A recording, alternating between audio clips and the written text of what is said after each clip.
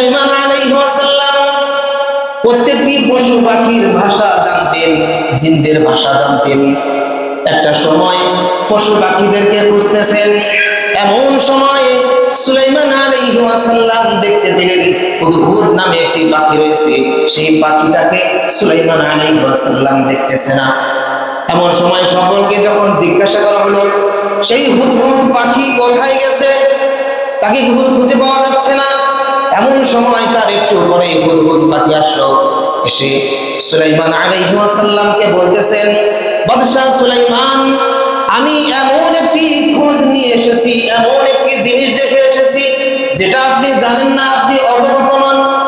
সুলাইমান আলাইহিস সালাম তখন তাকে জিজ্ঞাসা করলেন, এমন কি তুমি দেখেছো যেটা আমি জানি না, আমাকে তাড়াতাড়ি জানাও।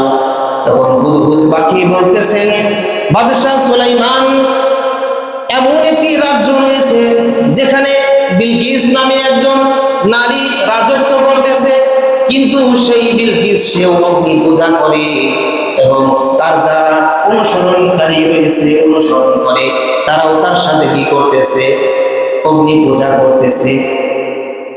সুলাইমান আলাইহিস সালাম এটা শুনে রাগান্বিত হয়ে গেলেন এবং সুলাইমান আলাইহিস সালাম সেই হুদহুদ পাখির মাধ্যমে বিলকিস, রানী বিলকিসের কাছে সুলাইমান আলাইহিস সালাম একটি চিঠি পাঠিয়ে দিলেন।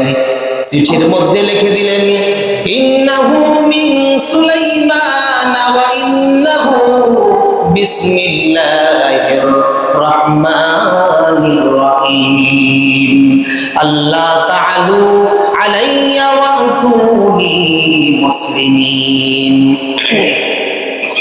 হযরত সুলাইমান আলাইহিস সালাম চিঠির মধ্যে লিখে দিলেন, যেটা সুলাইমান আলাইহিস সালামের মাধ্যমে মহান রব্বুল আলামিনের নামে তোমার কাছে চিঠিটা লেখা হইতেছে।